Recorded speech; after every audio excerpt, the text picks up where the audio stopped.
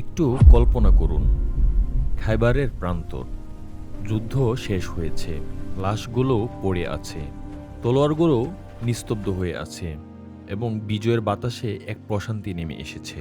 কিন্তু এক নারী অন্ধকারে বসে আছে, চোখে জল নেই, কারণ তার চোখের জল শুকিয়ে গেছে। তার দুঃখ এখন আর কেবল কষ্ট নয়, তা বিষে পরিণত হয়েছে। সে নিজের হাতে ভুনা মাংস তৈরি করে এবং সে তাতে বিষ মিশিয়ে দেয়, এমন বিষ যা কেবল শরীর মারে না, আত্মাকেও জ্বালিয়ে দেয়।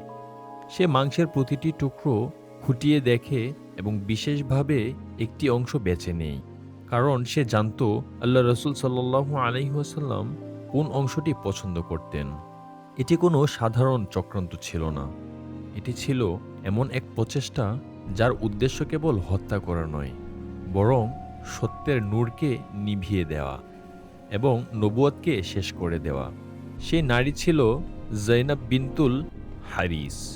কিন্তু প্রশ্ন হলো, সেই নারী কেন আল্লাহ রসুল সাল্লাল্লাহু আলাইহি ওয়াসাল্লামকে বিষ দিয়েছিল? বিষের স্বাদ নেওয়ার পর রসুলুল্লাহ সাল্লাল্লাহু আলাইহি ওয়াসাল্লাম কি বলেছিলেন? এই বিষ কি তার উপর কোনো প্রভাব ফেলেছিল?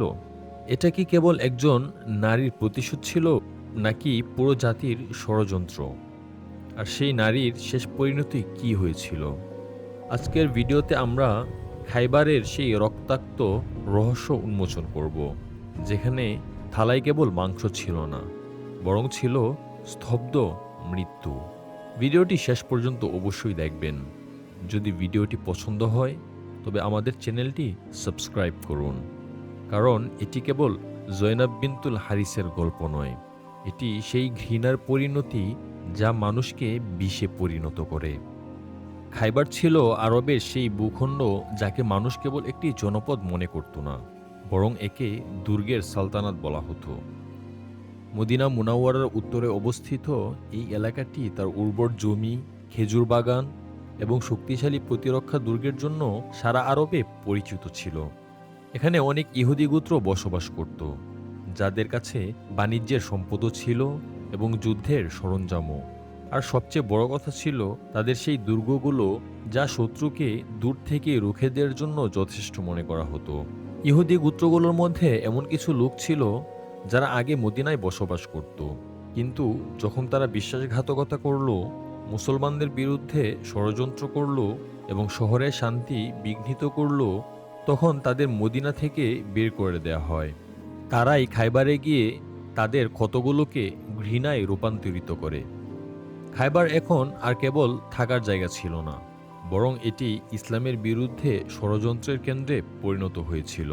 এটাই ছিল সেই প্রেক্ষাপট যার কারণে খাইবারের গুরুত্ব বেড়ে যায়।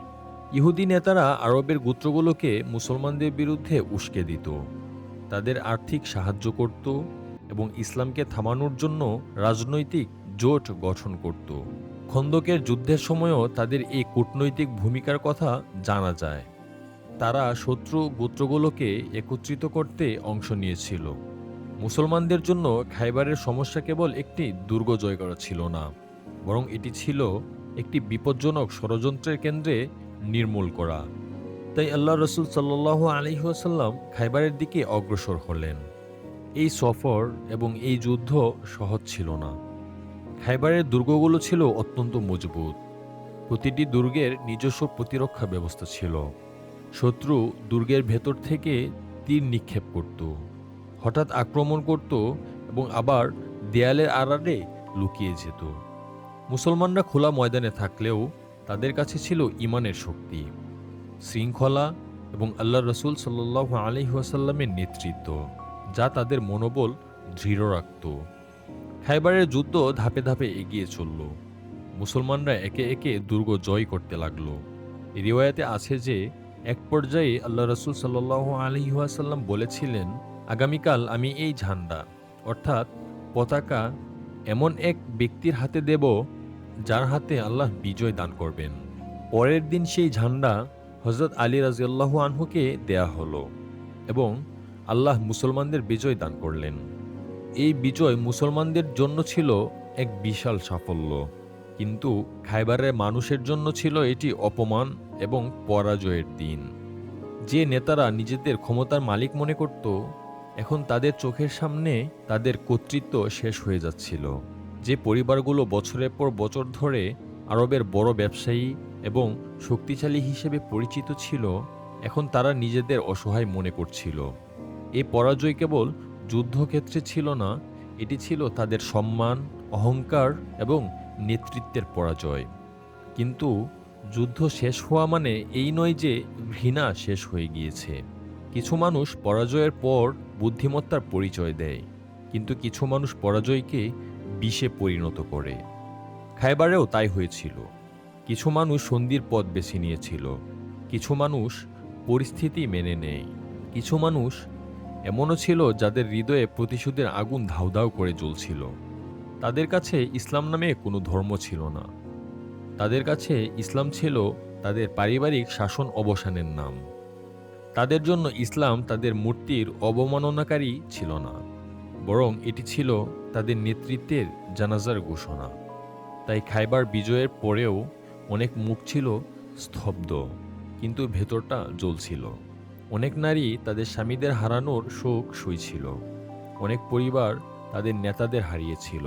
আর সেই নারীদের মধ্যে এমন এক নারী ছিল যে কান্নাকাটি করার মতো ছিল না।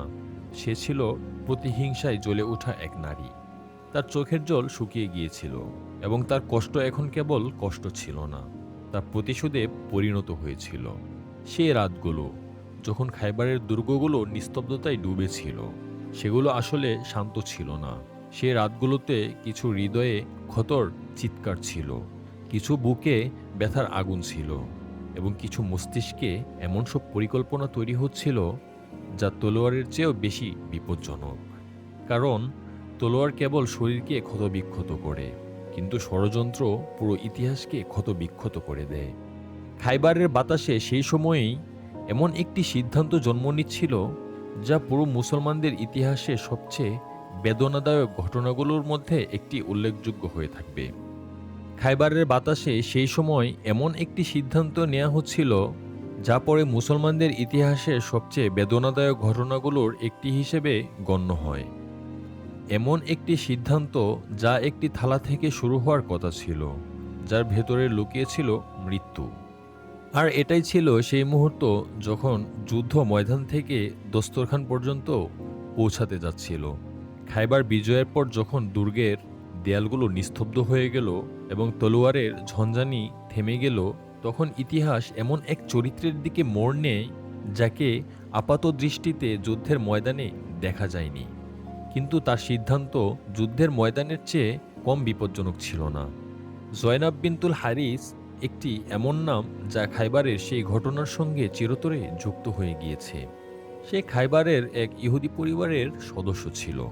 কোনো কোনো রাজনৈতিক তাকে বনু নজির গোত্রের সাথে সম্পর্কিত করেন।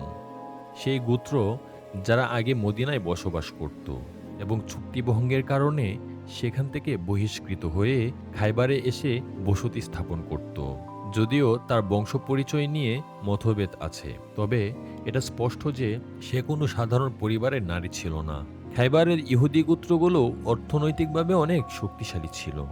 তাদের জমিজমা, খেজুর বাগান, বাণিজ্যিক যোগাযোগ এবং সবচেয়ে বড় কথা, নিরাপদ দুর্গবেষ্টিত এলাকা ছিল যা তাদের সুরক্ষা দিত।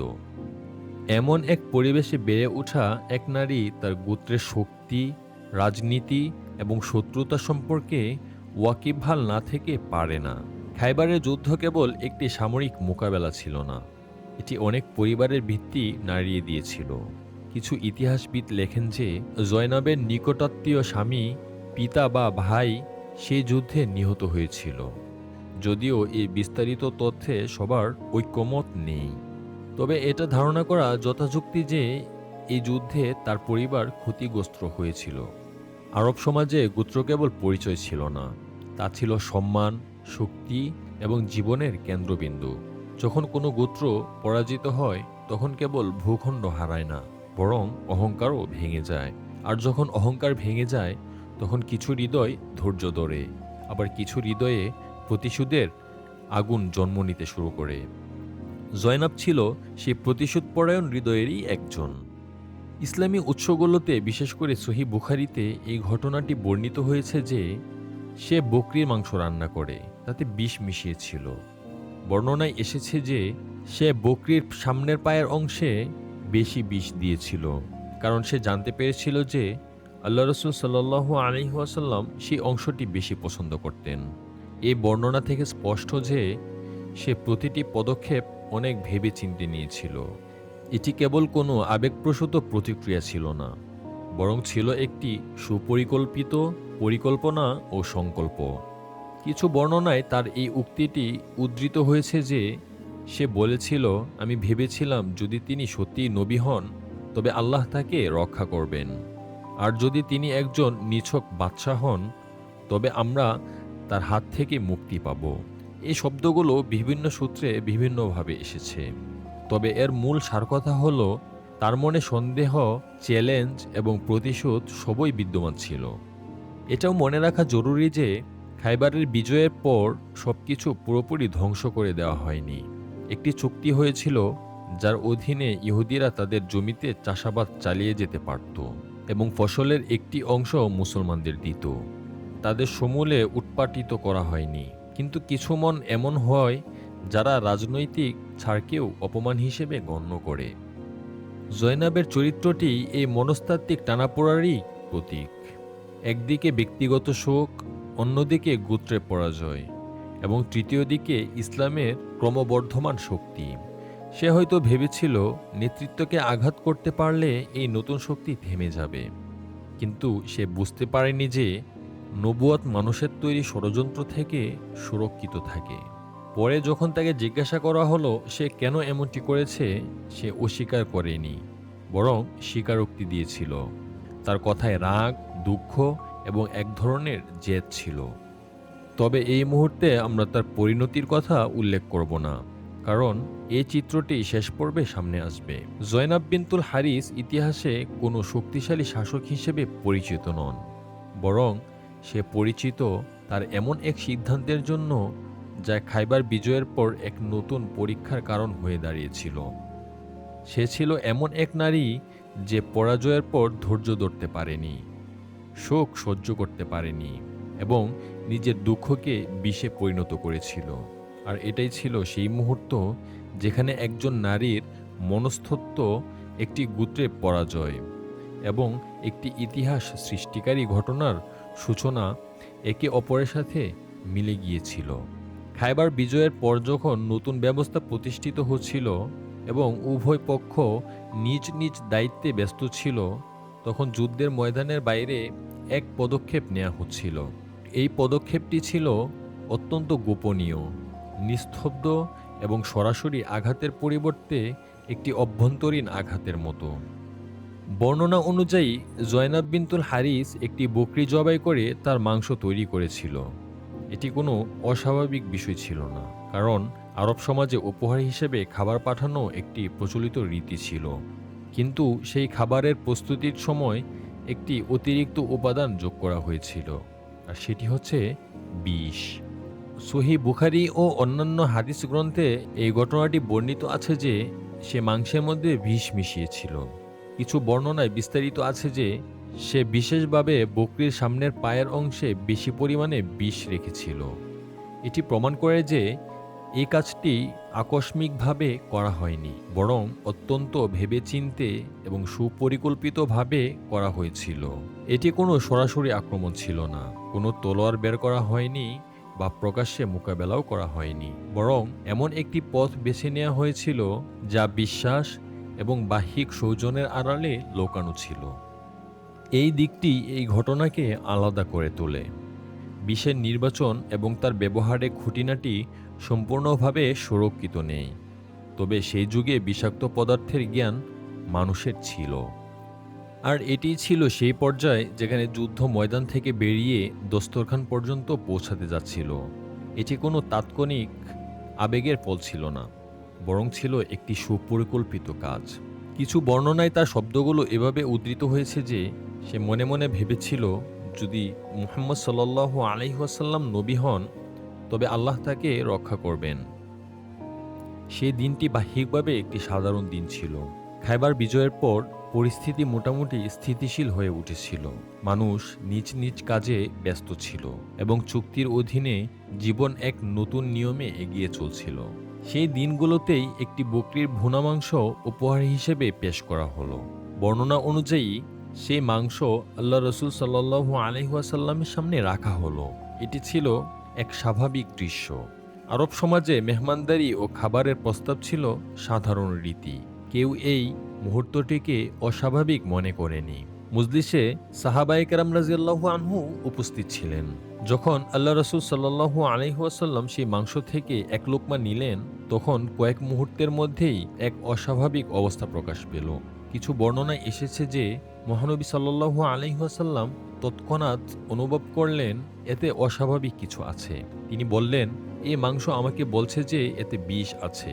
এই শব্দগুলো বিভিন্ন বর্ণনায় কিছুটা ভিন্নভাবে এসেছে, তবে মূল কথা এটাই যে তিনি বিষের অস্তিত্ব অনুভব করে ফেলেছিলেন। মহানবী সাল্লাল্লাহু আলাইহি ওয়াসাল্লাম সেই লুকমাটি গিলে না ফেলে মুখ থেকে বের করে দিলেন। কিন্তু মজলিসে উপস্থিত হযরত বাসর ইবনে বারা রাদিয়াল্লাহু আনহু সেই মাংস থেকে কিছু খেয়ে ফেলেছিলেন। পরে তার উপর বিষের প্রতিক্রিয়া দেখা দেয় এবং তিনি তীব্র যন্ত্রণায় পতিত হন। কিছু বর্ণনা অনুযায়ী কয়েকদিন পর তিনি ইন্তেকাল করেন। এই মুহূর্তটি ছিল অত্যন্ত সংবেদনশীল। একদিকে মজলিসে নীরবতা নেমে এলো, অন্যদিকে সাহাবায়ে কেরামের হৃদয়ে অস্থিরতা তৈরি হলো। কেউ কল্পনাও করেনি যে বিজয়ের পর এমন পদক্ষেপ আসতে পারে। বিষের ব্যবহার ছিল প্রকাশ্য যুদ্ধের চেয়ে ভিন্ন। এটি ছিল এমন এক আঘাত যেখানে শত্রুকে সামনে দেখা যায় না। তৎক্ষণাৎ তদন্ত করা হলো যে এই খাবার কে পাঠিয়েছিল। জয়নাব বিনতুল হারিসকে ডেকে আনা হলো। যখন তাকে জিজ্ঞাসা করা হলো যে সে বিষ মিশিয়েছে কিনা, বর্ণনায় আছে যে সে অস্বীকার করেনি, বরং স্বীকার করেছে। আল্লাহ রসুল সাল্লাল্লাহু আলাইহি ওয়াসাল্লাম তার উপর বিষের প্রভাব সাময়িকভাবে প্রকাশ পেয়েছিল। তিনি কষ্ট অনুভব করেছিলেন। কিছু বর্ণনায় উল্লেখ আছে যে পরবর্তী বছরগুলোতেও তিনি বলতেন, খায়বারের সেই বিষের প্রভাব আমি এখনও অনুভব করি। কিছু আলেম এই বর্ণনার ভিত্তিতে মত দিয়েছেন যে সম্ভবত এই বিষয় পরবর্তীতে তার অসুস্থতার উপর প্রভাব ফেলেছিল। এই ঘটনার প্রথম প্রতিক্রিয়া আবেগপ্রসূত ছিল না। তার কোনো তাৎক্ষণিক প্রতিশোধের ঘটনা বা হাঙ্গামা হয়নি। বিষয়টি তদন্তের মাধ্যমে এগিয়ে চলল। হযরত বাসর রাদিয়াল্লাহু আনহুর অবস্থা ছিল আশঙ্কাজনক এবং মজলিসের পরিবেশ হয়ে উঠেছিল অত্যন্ত গভীর। এই মুহূর্তটি কেবল বিষ প্রয়োগের ঘটনা ছিল না, এটি ছিল বিশ্বাসের বিরুদ্ধে আঘাত, শান্তির পর আক্রমণ এবং বিজয়ের পর পরীক্ষা। সাহাবায়ে কেরামের জন্য এটি ছিল কঠিন সময়। তারা তাদের নবী সাল্লাল্লাহু আলাইহি ওয়াসাল্লামকে রক্ষার জন্য প্রাণ দিতে প্রস্তুত থাকতেন। কিন্তু এখানে বিপদ খোলা ময়দান থেকে আসেনি। এটি এমন এক আঘাত ছিল যা তাদের স্তম্ভিত করে দিয়েছিল। এই পরিস্থিতিতে আল্লাহ রাসূল সাল্লাল্লাহু আলাইহি ওয়াসাল্লামের আচরণ ছিল অত্যন্ত ভারসাম্যপূর্ণ। তিনি চিৎকার বা নিয়ন্ত্রণহীন রাগ দেখাননি। তিনি প্রশ্ন করলেন, সত্য উদ্ঘাটন করলেন এবং বিষয়টিকে গুরুত্বের সাথে নিলেন। সেই লুকমাটি, যা বাহ্যিকভাবে একটি সামান্য খাবার ছিল, তা ইতিহাসে এক গুরুত্বপূর্ণ মোড় হয়ে দাঁড়ালো। হযরত বশর রাদিয়াল্লাহু আনহুর শাহাদাত এই ঘটনাকে আরও গুরুত্বপূর্ণ করে তুলেছিল। কজন সাহাবীর প্রাণ চলে গিয়েছিল এবং বিষয়টি এখন আর কেবল একটি চেষ্টার মধ্যে সীমাবদ্ধ ছিল না। কিন্তু এসব সত্ত্বেও আল্লাহ রাসূল সাল্লাল্লাহু আলাইহি ওয়াসাল্লাম বিষয়টি আইন ও ইনসাফের গুণ্ডিতেই সীমাবদ্ধ রেখেছিলেন। বিষের প্রভাব ততক্ষণে প্রকাশ পেয়ে গিয়েছিল। হযরত বসর ইবনে বারা রাদিয়াল্লাহু আনহু তীব্র যন্ত্রণায় ছিলেন এবং মজলিসে উপস্থিত সাহাবীরা বুঝতে পেরেছিলেন যে এটি কোনো সাধারণ ঘটনা নয়। এটি ছিল সরাসরি একটি প্রাণঘাতী প্রচেষ্টা। জয়নাব বিনতুল হারিসকে তলব করা হলো। তাকে জিজ্ঞাসাবাদ করা হলে সে স্বীকার করল যে সে জেনে শুনে বিষ মিশিয়েছিল। তার উত্তর ছিল সংক্ষিপ্ত কিন্তু স্পষ্ট।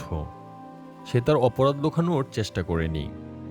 এখন একটি বাস্তব প্রশ্ন সামনে এলো, কি করা উচিত?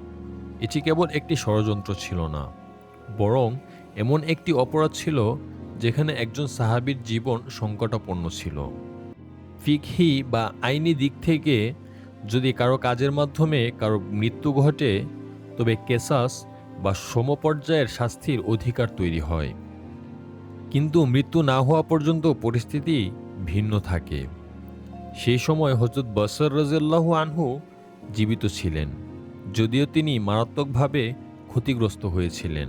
তাই তৎক্ষণাৎ কাসাস কার্যকর করা হয়নি। বর্ণনায় এসেছে যে আল্লাহ রসুল সাল্লাল্লাহু আলাইহি ওয়াসাল্লাম সে মুহূর্তে জয়নাবকে তৎক্ষণাৎ হত্যার নির্দেশ দেননি। এটি একটি গুরুত্বপূর্ণ দিক, যা প্রমাণ করে যে বিষয়টি সেই সময় পর্যন্ত পূর্ণাঙ্গ আইনি পরিণতির পর্যায়ে পৌঁছায়নি। কয়েকদিন পর হযরত বসর রাদিয়াল্লাহু আনহু ইন্তেকাল করেন। এখন বিষয়টি এক নতুন রূপ ধারণ করল। এটি কেবল হত্যার চেষ্টা রইল না, বরং একটি মূল্যবান প্রাণ ঝরে গেল। কিছু সিরাত বিশেষজ্ঞ এবং মুহাদ্দিসের মতে পরবর্তীতে হযরত বসর রাদিয়াল্লাহু আনহুর কাসাস হিসেবে জয়নাবকে মৃত্যুদণ্ড দেওয়া হয়। কিছু বর্ণনায় এর স্পষ্ট উল্লেখ আছে, আবার কিছু বর্ণনায় এটি সংক্ষিপ্ত। মূল কথা হলো, এই সিদ্ধান্ত ব্যক্তিগত প্রতিহিংসার ভিত্তিতে ছিল না, বরং একজন নিহত ব্যক্তির ন্যায় বিচারের অধিকারের ভিত্তিতে ছিল। আল্লাহ রসুল সাল্লাল্লাহু আলাইহি ওয়াসাল্লাম নিজের উপর হওয়া আক্রমণের জন্য কোনো সাজা নির্ধারণ করেননি। বিষয়টি সেই ব্যক্তির অধিকারের প্রেক্ষাপটে দেখা হয়েছিল যার প্রাণ গিয়েছিল। এই দিকটি এই ঘটনাকে অনন্য করে তোলে। যদি এটিকে কেবল ব্যক্তিগত আক্রমণ হিসেবে দেখা হতো, তবে প্রতিক্রিয়া ভিন্ন হতে পারত। কিন্তু এখানে বিষয়টি ছিল একটি প্রাণের অপচয়ের। জয়নাব যা করেছিল তা ছিল একটি সুপরিকল্পিত কাজ, এবং তার স্বীকারোক্তিও ছিল। হযরত বসর রাদিয়াল্লাহু আনহুর মৃত্যুর পর আইনি বিষয়টি স্পষ্ট হয়ে যায় এবং কিছু বর্ণনা অনুযায়ী কাসাস কার্যকর করা হয়। এখানে আমাদের আরও একটি দিক দেখা উচিত। আল্লাহ রসুল সাল্লাল্লাহু আলাইহি ওয়াসাল্লামের উপর বিষের প্রভাব সাময়িকভাবে ছিল।